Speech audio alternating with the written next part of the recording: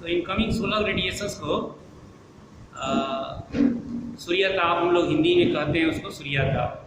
यानी क्या हम लोग समझ पा रहे हैं कि the sun rays comes from the sun known as insolations। तो ये हम लोग देख रहे हैं कि incoming solar radiations come on the surface, कोई भी सरफेस हो सकता है, नॉन एज इंसोलेशन। तो ये आप जान गए।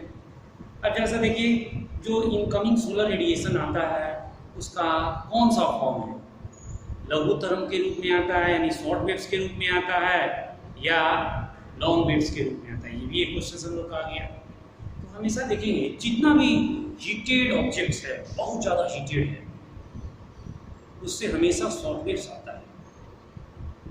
अगर कम हीटेड है, जैसे अर्थ को ले लीजिए, अर्थ उतना हीटेड तो है नहीं, तभी तो हम लोग रह रहे हैं, और सन के रेज से रेडिएट होता है। तो अर्थ सन के रेज से रेडिएट हो रहा है और मान लीजिए कि वो ऊर्जा छोड़ रहा है, वो क्या है, लॉन्ग वेव से, दीर्घ तरंग। यानी हम लोग ये समझ पा रहे हैं कि those objects which are more heated like sun will release the short waves. Sun जैसे स्टार वगैरह ये सब क्या करता है, शॉर्ट वेव्स को रिलीज करता है। अब सन के एस्पेक्ट में आ जाइए, तो सन से जो शॉर्ट वेव्स आती है उसका स्पीड 1,86,000 मील पर सेकेंड है, 1,86,000 माइल पर सेकेंड। इस स्पीड से यानी एक सेकंड में, बताइए एक सेकंड में 1,86,000 मील दूरी तय करता है, और इतनी स्पीड से सनरेज आ रही है अर्थ की तरफ। तो इसीलिए आप देख रहे हैं कि जितने भी शॉर्ट वेव्स होते हैं उनका बहुत हाई स्पीड होता है, क्योंकि उसका वेवलेंथ छोटा होता है। वेवलेंथ छोटा होगा यानी क्रेस्ट और ट्रफ उसका जो होता है वो छोटा होता है और उसका हाई स्पीड होता है। तो ये एक ऑब्जेक्टिव टाइप का क्वेश्चन भी यहाँ से बन सकता है कि सूर्य का जो वेव्स आता है वो कौन सा होता है, शॉर्ट वेव्स होता है, और उसका स्पीड देखेंगे 1,86,000 मील पर सेकेंड होता है। तो ये हम लोग को पता चल गया। अब जरा सा ये सन का बारे में देखिए। तो सूर्य को अगर हम लोग देखते हैं, थोड़ा सा यहाँ डायग्राम से भी आप देख सकते हैं, सूर्य का जो कोर एरिया है, कोर एरिया, वहां का टेम्परेचर 50 मिलियन डिग्री फारेनहाइट होता है। 50 million degree Fahrenheit Celsius temperature होता है, यानी केंद्रीय भाग का कोर का बहुत ज़्यादा टेम्परेचर है, और उस कोर से रिलीज एनर्जी पेरिफेरी की तरफ होता है, यानी कोर एरिया से केंद्रीय भाग से परिधि की तरफ एनर्जी रिलीज होती है, तो घटती जाएगी। जो सूर्य का बाह्य सतह होता है, आउटर लेयर यानी पेरिफेरी, परिधि, वहाँ पर आप देखेंगे 6,000 डिग्री सेल्सियस टेम्परेचर होता है, 6,000 सेल्सियस टेम्परेचर। और ये जो टेम्परेचर रिलीज हो रहा है कोर से, हाइड्रोजन और हीलियम के रूप में रिलीज होता है। उसमें आप देखेंगे हाइड्रोजन 90% होता है, वहीं हीलियम 10% होता है फोटॉन में। फोटॉन किसको कहते हैं, उसके बाहरी सतह, उसको हम लोग उसी फोटॉन के निकलने से ही बाहरी सतह को फोटोस्फीयर कहते हैं। तो फोटोस्फीयर में आप देखेंगे 90% हाइड्रोजन और 10% हीलियम होता है, और इसको हम लोग फोटॉन कहते हैं। तो ये हम लोग को पता चल गया। बाहरी सतह का टेम्परेचर आप देखेंगे 6,000 डिग्री सेल्सियस, जबकि वहीं केंद्रीय भाग का टेम्परेचर बहुत ज़्यादा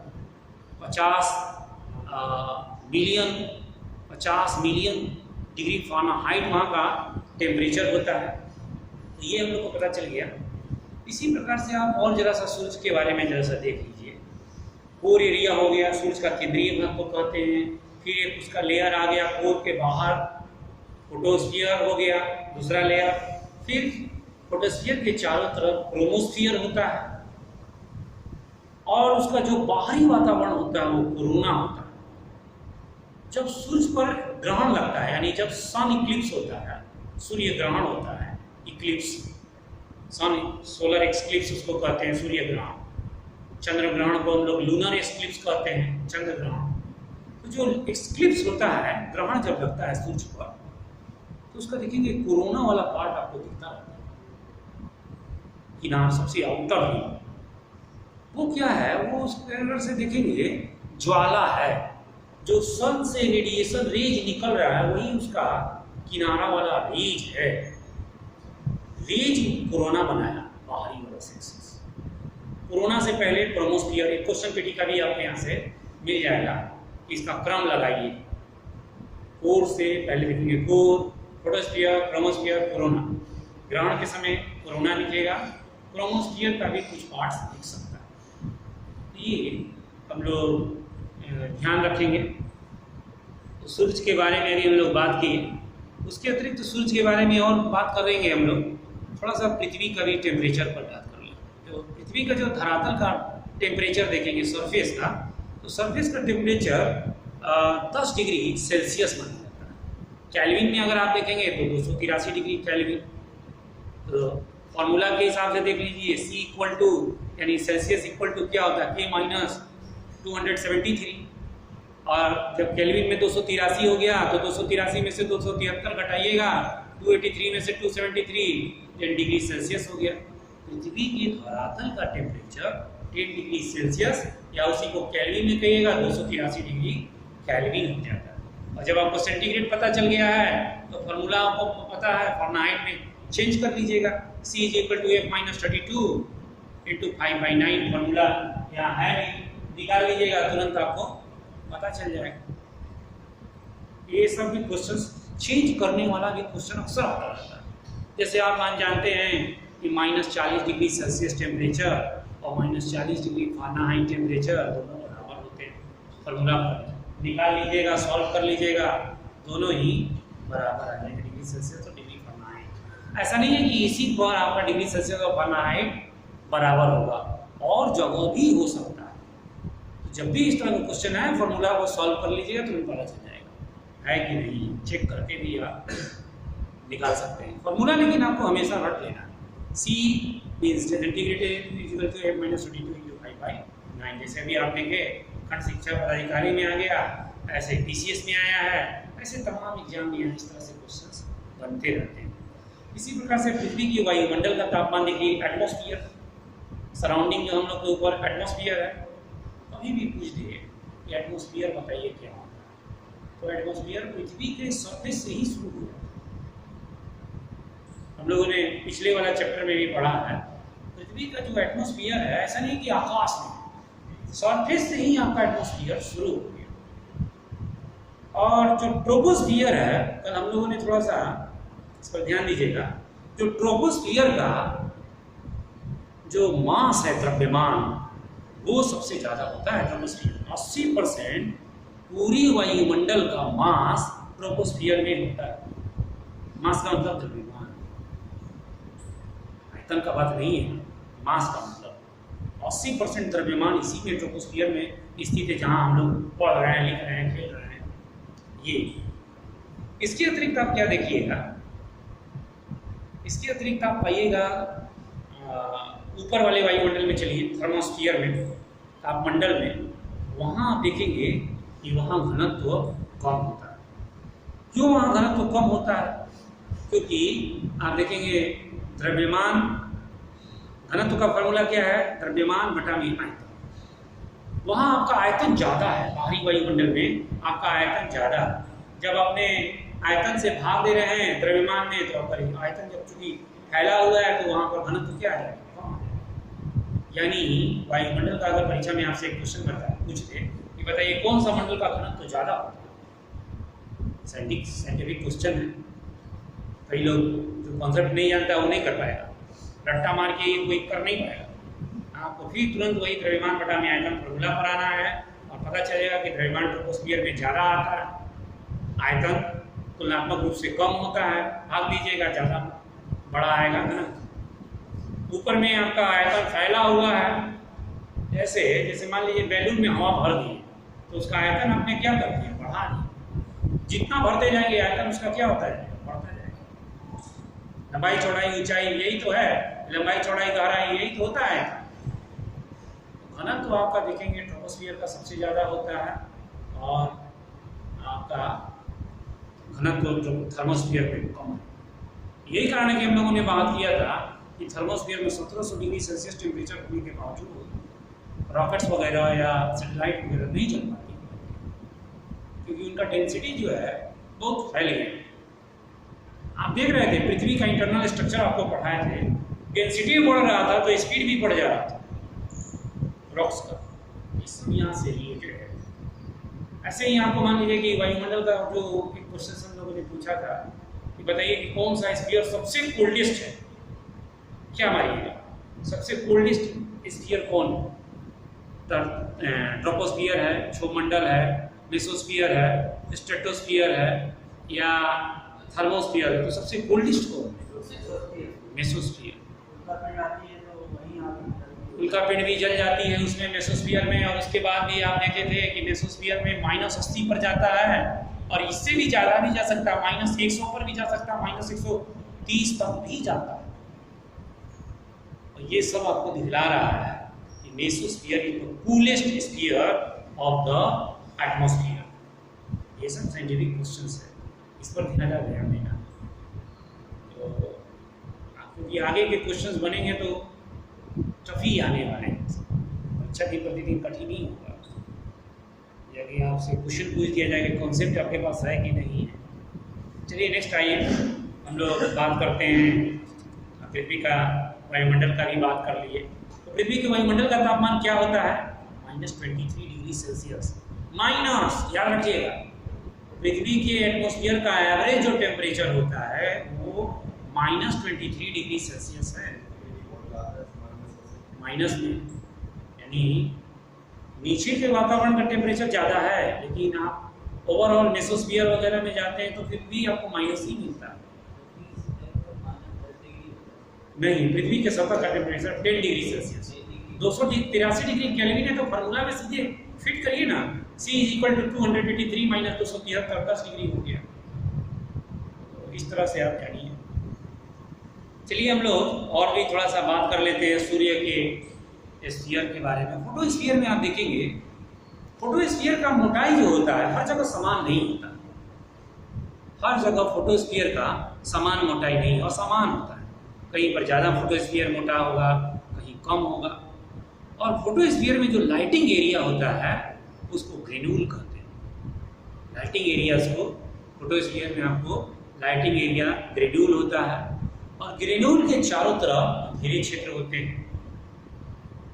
उसका टेम्परेचर उसके आसपास से कम होता है, डार्क एरिया। इसी प्रकार से आप देखेंगे जो डार्क एरिया फोटोस्फीयर में होते हैं उसको हम लोग सन स्पॉट भी कहते हैं, सौर कलंक हिंदी में। इसी प्रकार से आप देखेंगे सन स्पॉट में कुछ लाइटिंग एरिया को फैकुल कहते हैं। फैकुल, ये सब हम लोगों ने पढ़ा भी था, रिवाइज आप कर लीजिएगा। इसको हम लोग लाइटिंग एरिया को फैकुल भी कहते हैं। जैसा मैंने लिखवाया था, इसमें आप लोग देख लीजिएगा एक बार कि फैकुल क्या है। कोरोना आप देख लिए कि लाइटिंग एरिया होता है। अच्छा, और थोड़ा सा देखिए, जो फोटोस्फीयर है वहाँ से सोलर विंड चलती है, सौर पवन, सोलर विंड चलते हैं। यानी सूर्य के जो वो है गर्मी, फोटोन से आप देखेंगे एनर्जी निकल के वो आपका क्या चलता है, उससे सौर पवन, सोलर विंड चलते हैं। और कभी कभी क्या होता है, सूर्य में सडन इवेंट घटा, कुछ ज़्यादा ज्वाला निकल गया, और जो ज़्यादा ज्वाला निकल गया उसी को हम लोग क्या कहते हैं, सोलर फ्लेयर, सौर्य ज्वाला। और यही ज्वाला पृथ्वी को वास्तव में पृथ्वी बना दिया।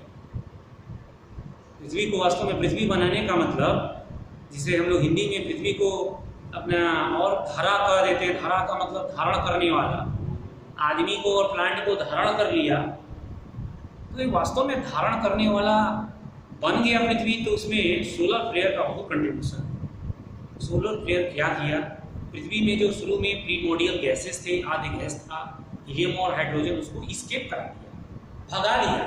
इसी सोलर फ्लेयर के द्वारा ही भगा दिया गया। और फिर देखेंगे कि पृथ्वी के निचले भागों से नाइट्रोजन, कार्बन डाइऑक्साइड, ये सब रिलीज हो गए, और फिर कार्बन डाइऑक्साइड का केमिकल रिएक्शन से ऑक्सीजन आ गया समुद्रों में। वाटर वेपर निकला समुद्र, पृथ्वी के नीचे से फट गया ज्वालामुखी, अंदर बहुत ज़्यादा गर्मी थी, वोल्केनो निकला तो उससे वाटर वेपर निकल गया, वाटर वेपर निकला आसमान में गया, बादल बरस गया, बादल में कन्वर्ज हो गया, क्लाउड बन गया और वहाँ से बारिश बन गई, बारिश होकर आ गई ज़मीन पर और वहाँ से ऑक्सीजन एटम केमिकल रिएक्शन होकर वाटर से रिलीज होने लगी। कुछ एल्गी टाइप के थे और निकाले, ऑक्सीजन को जनरेट किया और इस तरह से वायुमंडल में धीरे धीरे ऑक्सीजनेटेड हो गया हमारा एटमॉस्फेयर और फिर सर्वाइविंग के लिए एबल हो गया।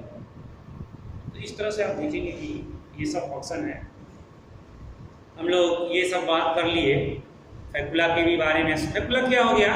फैकुला एक हॉट एंड ड्राइट एरियाज होता है, इसको फैकुल या फैकुला कहते हैं। तो ये सब हम लोग बात कर लिए। अब हम लोग मेन बात करने वाले हैं स्पेक्ट्रम। स्पेक्ट्रम क्या होता है? देखिए, जो सन से रेज आता है,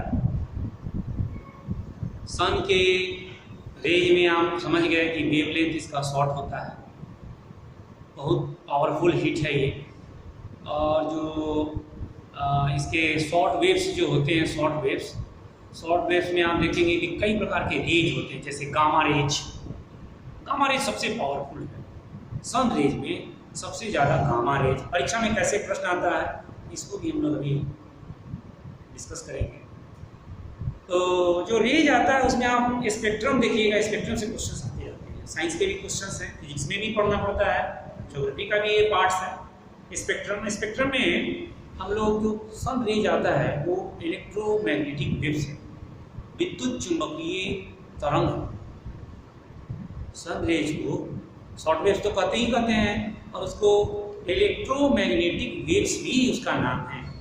उसमें चार्ज है, पॉजिटिव नेगेटिव चार्ज होता है, इसीलिए उसको इलेक्ट्रो। और देखेंगे बिजली में क्या होता है, मैग्नेटिक क्वालिटी होती है। बिजली देखते हैं किसी चीज़ को करंट खींच देता है, अभी हम लोग टच कर लें तो पकड़ के चुंबक जैसा चिपका देगा। इलेक्ट्रो में मैग्नेटिक क्वालिटी होता है, इलेक्ट्रोमैग्नेटिक वेव्स है। और इसमें आप देखेंगे जो लघु किरण जो ज़्यादा हाई रेंज के होते हैं उसको गामा रेज कहते हैं।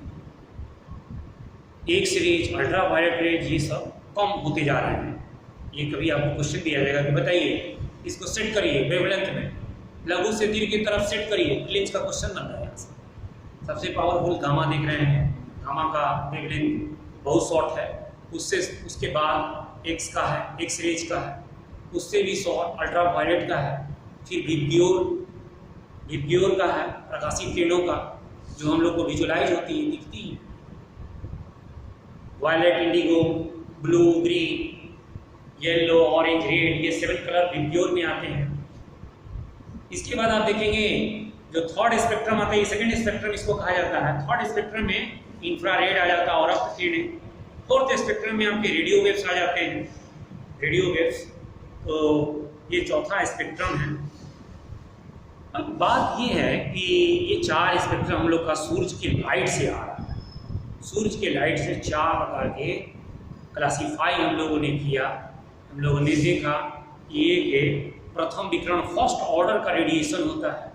फर्स्ट ऑर्डर के रेडिएशन में आपका गामा है, एक्स रेज है, अल्ट्रा वायलेट रेज है। सेकेंड ऑर्डर के वेवलेंथ में आप देख रहे हैं, या सेकेंड ऑर्डर के रेडिएशन में आप विब्ग्योर देख पा रहे हैं। क्वेश्चन आएगा तो पूछते रहिएगा बीच बीच में, मन में आए ऐसे नहीं कि आप क्वेश्चन नहीं पूछेंगे, पूछते रहिएगा मन में जो भी आएगा। विब्ग्योर सेकेंड स्पेक्ट्रम कह लिया जाता है। और ये विजुलाइज कलर, ये यहाँ पर आपको दिखेगा, बैगनी रंग आपको दिख रहेगा, वायलेट, इंडिगो आपको दिखेगा। तो इस तरह के कलर आपको सब विब्ग्योर वाले दिखते हैं। आपको गामा रेज नहीं दिखेगा, अल्ट्रा वायलेट रेज दिखेगा नहीं, विजुलाइज नहीं कर सकते, सिंपली नहीं विजुलाइज कर सकते। या इंफ्रारेड रेज भी आप देख नहीं सकते, रेडियो वेव्स को आप देख नहीं सकते। यही एक रेंज है जिसको हम लोग विजुलाइज कर सकते हैं। इसका मतलब है कि हम लोग तो जानना पड़ेगा कि वेवलेंथ को मापते किसमें। जो शॉर्ट वेव्स होते हैं उसको एंगस्ट्रम में मापते हैं। साइंस का भी क्वेश्चन है, सन का जो रेडिएशन होता है शॉर्ट वेव, एंगस्ट्रम। 1 एंगस्ट्रम में देखेंगे 10⁻⁻8 सेंटीमीटर होता है, यानी 1/1 पर 7 जीरो बैठा लीजिएगा, 8 अंक होना चाहिए नीचे में, 10⁻�8 होगी। पॉइंट में भी अगर आप उसको रिप्रेजेंट करना चाहते हैं तो पॉइंट के बाद 7 जीरो बैठा दीजिए, 1 बैठा दीजिए, हो गया। 10⁻⁸ सेंटीमीटर। कभी कभी इसी को मीटर में आ जाता है कि एंगस्ट्रॉम बराबर कितना मीटर, तो आप जानते हैं कि -100 और करना पड़ेगा नीचे, -100 का मतलब है कि 10⁻−10 कर देना पड़ेगा, निकालने का क्षमता आनी चाहिए आपके पास। इसी प्रकार से जितना भी गामा का किरण देखिएगा, एक्स किरण देखिएगा, और आप देखिएगा अल्ट्रा वायलेट, ये सब एंगस्ट्रॉम में मापी जाती है। गामा का किरण का देखिए आंसर, गामा का क्या होता है एंगस्ट्रॉम? गामा का एंगस्ट्रॉम 0.03 से छोटा होता है। सबसे तो गामा ही है, 0.03 से छोटा एंगस्ट्रॉम होता है इसका। एंगस्ट्रॉम में बोल रहा हूँ, याद रखिएगा, एंगस्ट्रॉम, सेंटीमीटर में नहीं बोल रहा हूँ, एंगस्ट्रॉम 0.03 एंगस्ट्रॉम। इसके अतिरिक्त आप देखिएगा इसी प्रकार से जो सॉफ्ट गामा रेज होते हैं, यानी उससे थोड़ा सा माइल्ड वाले रेंज के, वो थोड़ा सा और उनका वेवलेंथ बढ़ जाता है, 0.03 से 0.6 तक आपको मिलेगा। इसी प्रकार से आप देखेंगे बढ़ता चला जाएगा, एक्स रेज वाला 0.6 से लेकर आपको आगे तक मिलेगा 100 एंगस्ट्रॉम तक। अल्ट्रा वायलेट का 100 से लेकर 4000 एंगस्ट्रॉम तक मिलेगा, 100 से लेकर 4000, 100 से लेकर 4000 एंगस्ट्रॉम तक, इतना आपका रेंज है। ये सब पीटी के क्वेश्चंस हैं, ये भी ध्यान देना है। डेप्थ का क्वेश्चन आ जाएगा यूपीएससी वगैरह में, तो यहाँ से आपको पूछ लेना, बताइए, आइडिया ले लेगा आपका। ये गामा का आप देख रहे हैं, गामा जो है उसका 0.03 एंगस्ट्रॉम से भी छोटा है। एंगस्ट्रॉम खुद ही छोटा होता है। 1 सेंटीमीटर का देख रहे हैं कितना गुना वो छोटा है, 8 गुना छोटा है। सेंटीमीटर, 1 सेंटीमीटर को 8 गुना छोटा इकाई है। तो ये आप देख पा रहे हैं। इस तरह से आप देखिए, जो सेकंड वाला है अल्ट्रावायलेट का भी हम लोगों ने डिस्कस कर लिया, 100 से लेकर 4000 एंगस्ट्रॉम तक। उसी प्रकार से आप एक्स का देख रहे हैं 0.6 से लेकर 100 एंगस्ट्रॉम तक एक्स रेज। अब आइए विप्योर वाला। विप्योर में आपको सबसे बड़ा वेवलेंथ जो दिखेगा वो रेड कलर का दिखेगा, और सबसे छोटा दिखेगा जो वो बैगनी का दिखेगा। बैगनी का मतलब वायलेट। उसका कितना से शुरू होता है? 0.4 माइक्रोन से दिखता है। माइक्रोन में देखिए, यहाँ माइक्रोन थोड़ा बड़ा है हम लोग। 1 माइक्रोन बराबर कितना सेंटीमीटर? 10⁻⁻4 सेंटीमीटर। मीटर में वही 10⁻⁻6 हो जाता है। सेंटीमीटर में 10⁻⁻4 होता है, याद रखिएगा। यहाँ माइक्रोन में आ गया, क्योंकि एक्स्ट्रा में तो माप ही नहीं सकते, माप सकते लेकिन बहुत ज़्यादा ही बड़ा दिखेगा। लेकिन इसको आप मापने के लिए और थोड़ा सा माइक्रोन में चले जाइए, थोड़ा बड़ा यूनिट्स को ले लेते हैं। तो इसका आप देखेंगे 0.4 माइक्रोन से शुरू होता है वायलेट वाला कलर, कहाँ तक जाता है, रेड कहाँ खत्म होता है? माइक्रोन याद रख सकते हैं।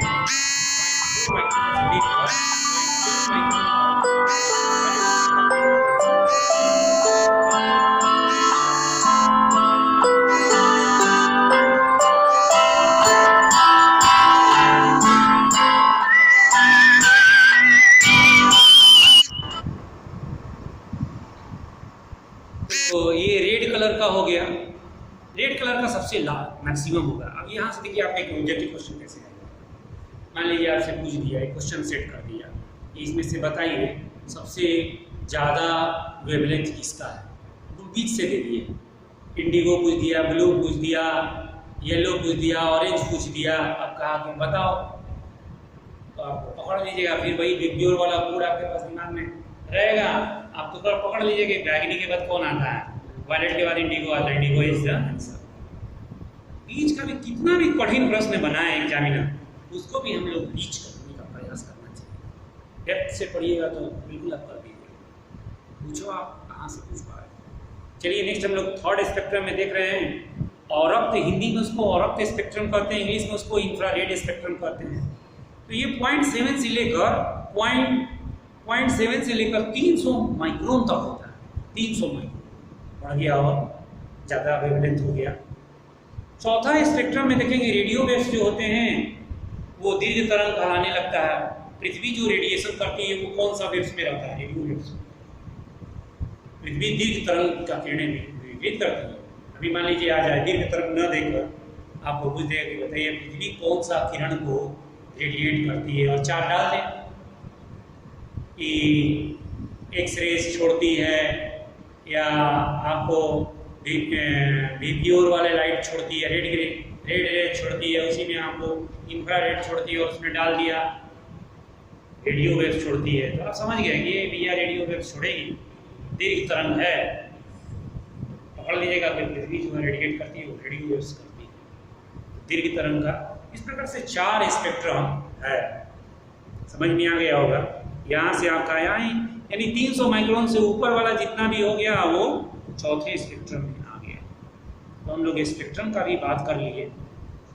सूर्य से जो रेज निकल रही है वो इलेक्ट्रोमैग्नेटिक रेडिएशंस के रूप में होती है, और ये देखेंगे साइंस में फिजिक्स में भी पढ़ना पड़ेगा और ज्योग्राफी का भी यहाँ से क्वेश्चंस है, तो इस पर गौर करिएगा। शायद हम लोग ये अपने नोट्स में नहीं शामिल किए थे, इसको शामिल कर लीजिएगा। इसी प्रकार से हम लोग सूर्य ताप के वितरण पर थोड़ा बात कर लेते हैं। अब आते हैं एक पॉइंट पहले डिस्कस वो कर लें, सोलर कांस्टेंट के बारे में। यहाँ से भी प्रीलिम्स का भी क्वेश्चन बनता है, प्रीलिम्स का ही ये क्वेश्चन है, सोलर कांस्टेंट क्या होता है? सन से जो एनर्जी आ रही है, सन से एनर्जी आ रही है, वो प्रति इकाई क्षेत्रफल कितनी एनर्जी की ऊर्जा है, उसी को हम लोग सौर स्थिरांक कहते हैं। तो वो देखेंगे निकाला कैसे जाता है। डिफिनीशन भी अपने से देखिए, यूनिट से डिफिनीशन को आप बना सकते हैं। 1 मिनट में 1 वर्ग सेंटीमीटर पर सूर्य की कितनी एनर्जी आ रही है, वही सौर स्थिरांक होता है। बहुत रटने के प्रयास में न रहे। यहाँ पर देखिए सोलर कांस्टेंट था, solar constant is a kind of energy. Solar constant क्या है? एक ऊर्जा का प्रकार है। इसमें मेजर करते हैं, मेजर्स इन पर मिनट। पर मिनट में हम लोग देख लिए 1 मिनट में इन 1 स्क्वायर सेंटीमीटर। हमने एक यूनिट भी ले लिया, यूनिट अगर बदल दीजिएगा तो आंसर आपका अलग आ जाएगा। पर स्क्वायर सेंटीमीटर एरिया ले लिया, और कितना एनर्जी आ रहा है, how much energy reach on the surface of earth, यही क्या हो गया? सोलर कांस्टेंट हो गया। इसीलिए मैं आपको कभी भी रखने के लिए नहीं कहूँगा, आप सिर्फ इकाई याद कर लीजिए कि सोलर कांस्टेंट 1 मिनट में आता है, प्रति मिनट में आता है, पर मिनट, प्रति वर्ग सेंटीमीटर इकाई में। हम लोग देखते हैं कि कितना एनर्जी आ गया है, और जितना एनर्जी आ गया यही क्या है? Solar constant. बिल्कुल रटने के चक्कर में आपको रहना ही नहीं। तो आप देखेंगे 2 लैंजली इकाई में 2 लैंजली है, या इसी तरह से कैलोरी में आप देखेंगे तो 2 कैलोरी आता है, 2 कैलोरी पर वर्ग सेंटीमीटर पर मिनट। लैंजली में इसको 2 लैंजली कह देते हैं। तो ये कांस्टेंट है, यानी कैलोरी में आप देखिए यहाँ पर 2 लैंजली पर वर्ग सेंटीमीटर पर मिनट है, और प्रति वर्ग सेंटीमीटर में 1 ग्राम कैलोरी पर वर्ग सेंटीमीटर पर मिनट आता है एनर्जी। तो इस तरह से हम लोग सौर स्थिरांक देख लिए। हाँ, थोड़ा गलत बोल दिए यहाँ पर, 2 ग्राम कैलोरी। हाँ सही है, 2 ग्राम कैलोरी, 2 ग्राम कैलोरी पर मिनट पर सेंटीमीटर, और लैंजली में भी 2 है। तो यहाँ पर ध्यान दीजिएगा कि 2 कैलोरी ऊर्जा आता है, 2 ग्राम कैलोरी ऊर्जा, 2 ग्राम कैलोरी। ग्राम में यूनिट है और मिनट में है, पर वर्ग सेंटीमीटर इकाई जो है पर वर्ग सेंटीमीटर का। इसी को बस केवल इतना अगर आपके पास याद है तो आप हमेशा सोलर कांस्टेंट का डिफिनीशन खुद से बनाकर लिख सकते हैं। तो ये भी आपका क्लियर हो गया पॉइंट। अब हम लोग जो इन सब पॉइंट्स के बाद हम लोग आते हैं कि जो इंसोलेशन आता है धरती पर, इनकमिंग सोलर रेडिएशंस है, वो किस किस चीज़ों पर डिपेंड करता है। यानी सौर या तापन जो है वो किस किस इकाई पर डिपेंड करता है। यहाँ से मेंस का क्वेश्चन आपका बनता है। ये आ जाता है कि सूर्य तापन का प्रभाव बताइए, या सूर्य के तापन को प्रभावित करने वाले कारकों का चर्चा करें। तो यहाँ से आपको बीपीएससी में भी क्वेश्चन पूछा था पीछे के एग्जामों में, या कहीं यूपीएससी में भी आपसे पूछ सकता है, यूपीसीएस में पूछ सकता है, जेएस में भी आ सकता है। ये जीएस का भी टॉपिक में आपसे पूछ सकता है कि सोलर रेज को प्रभावित करने वाले कारकों का चर्चा करिए। तो उसमें आप देखेंगे क्या क्या प्रभावित करता है सूर्य के आने वाले रेज को। तो आप देखेंगे सूर्य के किरणों का तिरछापन, इंक्लाइनेशन ऑफ सन रेज। सूर्य का किरण वर्टिकल आ रहा है कि झुक के आ रहा है, इंक्लाइन आ रहा है, एंगल एक्यूट एंगल बना के आ रहा है। एक्यूट एंगल बना के आएगा तो टेम्परेचर कम रहेगा, वर्टिकल आ रहा है तो टेम्परेचर ज़्यादा रहेगा। ये आप देख रहे हैं इंक्लाइनेशन ऑफ सन रेज है। डिस्टेंस कितने हैं, डिस्टेंस जो कि पृथ्वी सूर्य का जो रिवॉल्विंग करता है, चक्कर उसका लगाता है, तो वह इलिप्टिकल पाथ पर लगाता है, अंडाकार पथ पर लगाता है। दीर्घवृत्ताकार पथ उसको हिंदी में हम लोग कहते हैं, उस पर लगाता है। और दीर्घवृत्ताकार पथ पर परिक्रमा करेगा तो उसका दूरी बदलता रहता है। पृथ्वी का आप देखेंगे जो एवरेज दूरी है 149 मिलियन किलोमीटर है। 149 मिलियन किलोमीटर पृथ्वी से एवरेज डिस्टेंस है, और वो दूरी बदलती रहती भी है। नज़दीक वाली 147 हो जाती है, वही दूर वाली 152 तक पहुंच जाती है, जिसको हम लोग एपीहीलियन, दूर वाले को एपीहीलियन ऑफशोर और नज़दीक वाले को पेरीहीलियन उपसौर कहते हैं। तो ये सब बातें हम लोग ध्यान रखेंगे तो हम लोग का समझ में आ जाएगा कि पृथ्वी और सूरज के बीच का डिस्टेंस भी सन के इंक्लाइनेशन के रेज को प्रभावित करती है। ये भी पता चल गया। दिन की अवधि, डे ऑफ ड्यूरेशन। अगर सन नॉर्दर्न हेमिस्फीयर में है तो नॉर्दर्न हेमिस्फीयर में डे ज़्यादा बड़ा होगा। पोल पर तो आपका 6 महीने का दिन ही रहेगा जब तक वो नॉर्दर्न हेमिस्फीयर में रहता है। अभी साउदर्न हेमिस्फीयर वाले का डे छोटा हो जाएगा अगर नॉर्दर्न हेमिस्फीयर में। अभी 23 सितंबर के बाद देखिएगा सन चला जाएगा साउदर्न हेमिस्फीयर में, तो फिर क्या होगा, उसका डेज बड़ा होने लगेगा, हम लोग का डेज छोटा होने लगेगा। डेज को भी वो इन्फ्लुएंस करता है। इसी प्रकार से आप देखेंगे जो उपसौर और ऑफशोर यानी एपीलियन और पेरीहीलियन जो आता है, नज़दीक और दूर जाता है, साथ ही साथ कौन सा हेमिस्फीयर में है, नॉर्दर्न हेमिस्फीयर में है कि साउदर्न हेमिस्फीयर में है, इन दोनों का इम्पैक्ट होकर आपका पृथ्वी के टेम्परेचर पर भी फर्क पड़ता है। जैसे आप देखेंगे, इसको हम थोड़ा और डिटेल्स में आपको बताएंगे। जनवरी में सूरज पृथ्वी के सबसे नज़दीक होता है। 3 जनवरी को पृथ्वी सूरज के सबसे नज़दीक होता है, और इस दिन को हम लोग पेरीहीलियन कहते हैं, उपसौर कहते हैं। उप का मतलब बहुत समीप, सौर के सूरज के बहुत नज़दीक, उपसौर। अप का मतलब दूर। जब नज़दीक हैं तब भी नॉर्थ हेमिस्फीयर में, उत्तरी गोलार्ध वाले में जाड़ा पड़ता है, ठंडा पड़ता है, विंटर का सीजन रहता है। जबकि नज़दीक होने के बाद तो गर्मी रहना चाहिए था, लेकिन नहीं है, क्योंकि सूर्य साउदर्न हेमिस्फीयर में है। सूर्य साउदर्न हेमिस्फीयर में है, इसलिए हम लोग के यहाँ ठंडा पड़ रहा है, और जो ठंडा पड़ रहा है वो 7% कम ठंडा पड़ता है। डिटेल्स में थोड़ा सा एक्सप्लेन कर देंगे तो और आपको अच्छा से आएगा। तो ये सब चीज़ें आप देख पा रहे हैं। इसी प्रकार से सन स्पॉट भी प्रभावित करता है। सूर्य में सौर कलंक जब बढ़ जाते हैं तो अर्थ का टेम्परेचर भी बढ़ जाता है। हालांकि इस पर अभी और भी रिसर्च होने की बाकी है। इसी प्रकार से जो वायुमंडलीय प्रभाव है वो भी सूर्य के रेज को प्रभावित करता है, जैसे स्कैटरिंग होना, प्रकीर्णन होना, डिफ्यूजन होना, विसरण होना। स्कैटरिंग, डिफ्यूजन, रिफ्लेक्शन, एल्बिडो, ये सब सन रेज को प्रभावित करने वाले फैक्टर हैं। इतने इश्यूज पर ही ये मैंने पॉइंट आउट कर दिया, अभी चॉक आउट किया पॉइंट। इतने पॉइंट्स को आपको इस टॉपिक में मेंस में डिस्कशन करना है। तो ये पॉइंट्स हम लोग रख लेते हैं, कट कर दो यहीं तक। देखिए मैं